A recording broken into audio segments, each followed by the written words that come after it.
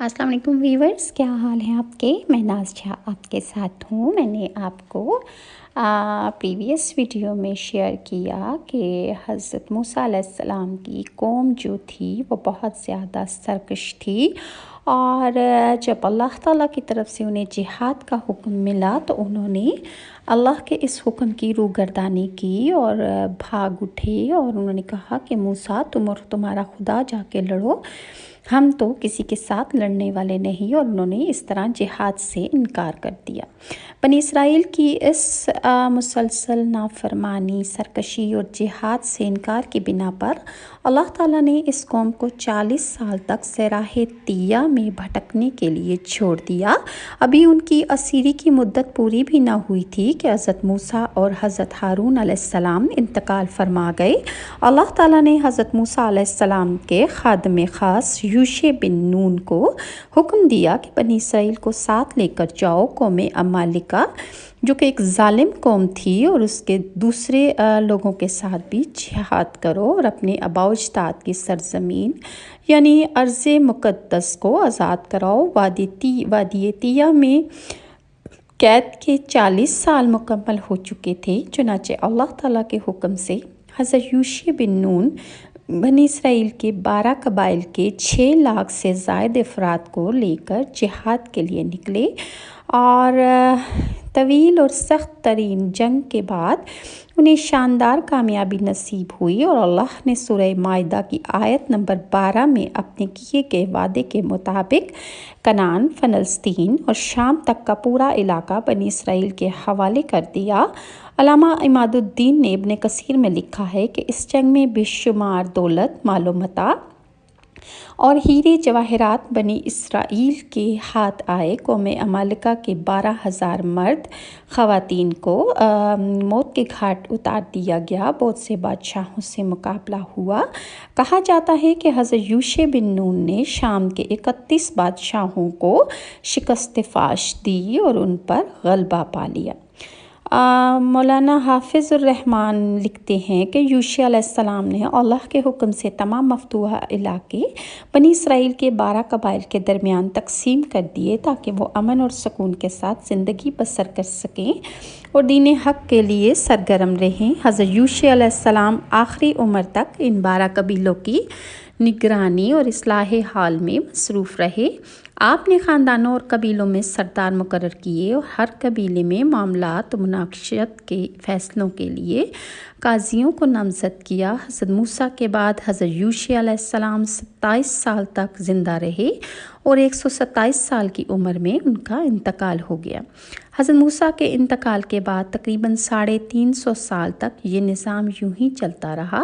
اس تمام عرصے میں اللہ تعالیٰ نے بنی اسرائیل پر بہت سے انبیاء نازل فرمائے جو انہیں واعظ و نصیحت کرتے رہے، لیکن وہ قوم بتدریج اپنی پرانی ڈگر پر چلتی رہی۔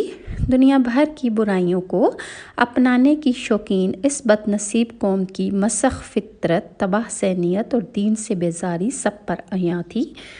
قدم قدم پر ناشکری کرتے، نافرمانی، حجت، سرکشی اور غرور و تکبر تو ان کی فطرت کا حصہ تھا۔ پھر 12 ٹکڑوں میں بٹی اس قوم میں اتحاد نہ ہونے کی وجہ سے ہمسائے ممالک کے اکثر قبائل ان پر حملہ آور ہوتے رہتے۔ کبھی عمالقہ چڑھ دوڑتے، کبھی فلسطینی، کبھی مدیانی اور کبھی آرامی ان کے اوپر آ کر انہیں شکست دیتے، اور ان کا آئے دن لوٹ مار کا بازار گرم رہتا اور وہ قتل و غارت ہمیشہ کرتے رہتے۔ 4 صدی کے آخر میں غزہ کے فلسطینی ان پر حملہ آور ہوئے اور ان کا متبرک صندوق تابوت سکینہ بھی ان سے چھین کر لے گئے۔ اس میں تورات کا اصلی نسخہ تھا۔ حضرت موسیٰ اور ہارون علیہ السلام کے عصا یعنی لاٹھیاں تھیں، پیرہن، ان کے پہنے ہوئے کپڑے اور من کا مرتبان محفوظ تھا۔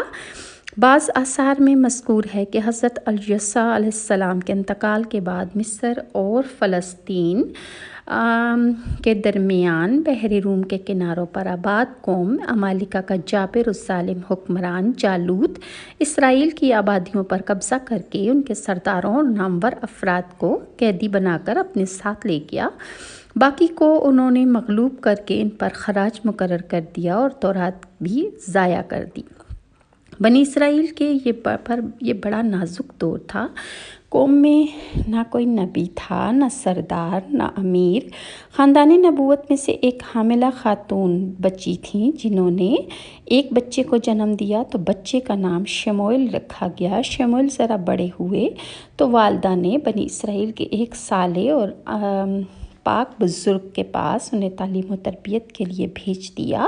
آپ جلد ہی تورات کے ایک بہت بڑے عالم بن گئے اور اپنے علم کی وجہ سے پہچانے جانے لگے۔ بنی اسرائیل کے لیے ایک طویل عرصے بعد حضرت شموئیل کی شکل میں ایک دینی اور مذہبی شخصیت کسی نعمت سے کم نہ تھی۔ پھر اللہ تعالیٰ نے انہیں منصب نبوت سے سرفراز فرما کر بنی اسرائیل کی ہدایت پر مامور فرما دیا۔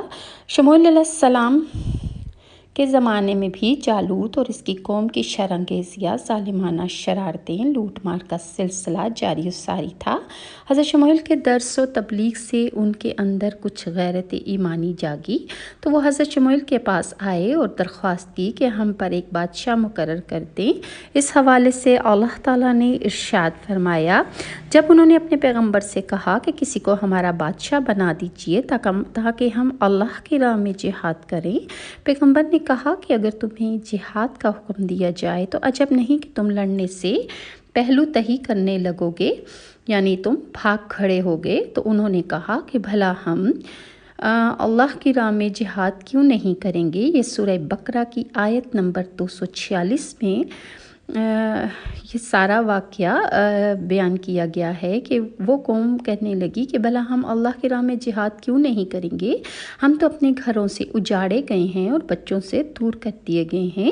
حضرت شموئیل علیہ السلام بنی اسرائیل کی نافرمانی اور سرکشی سے بخوبی واقف تھے، اس لیے آپ نے کہا اگر میں نے کسی کو بادشاہ مقرر کر دیا اور اس نے جہاد کا حکم دیا تو تم بھی اپنے بزرگوں کی طرح اس کا حکم ماننے سے انکار کر دو گے، جس طرح حضرت موسیٰ کی قوم نے جہاد کرنے سے انکار کر دیا تھا۔ حضرت شموئیل کی بات سن کر بنی اسرائیل کے لوگوں نے شرمندہ ہوئے بہت زیادہ، اور انہوں نے کہا کہ اے اللہ کے نبی اب ایسا نہیں ہوگا، ہم بہت زیادہ ذلیل و رسوا ہو گئے ہیں، خوار اور تباہ ہو چکے ہیں۔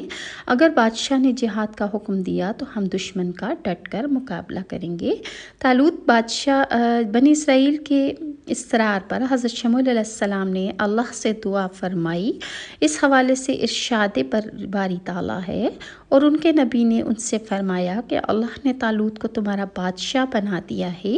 یہ سن کر وہ بولے بھلا اس کی ہم پر کیسے حکومت ہو سکتی ہے، اس سے تو بہت زیادہ بادشاہت کے حقدار ہم خود ہیں اور اس کے پاس تو بہت سی دولت بھی نہیں ہے۔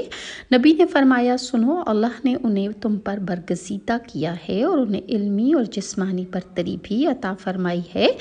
بات یہ ہے کہ اللہ تعالیٰ جسے چاہے اپنا ملک دے، اور وہ بڑا بزرگی اور کشادگی والا اور علم والا ہے۔ نبی نے ان سے مزید کہا کہ ان کی بادشاہی کی نشانی یہ ہے کہ تمہارے پاس ایک صندوق آئے گا جسے فرشتے اٹھائے ہوئے ہوں گے، اس میں تمہارے پروردگار کی طرف سے تسلی بخشنے والی چیز ہوگی اور کچھ اور بھی چیزیں ہوں گی جو موسیٰ اور ہارون کا ترکہ ہیں۔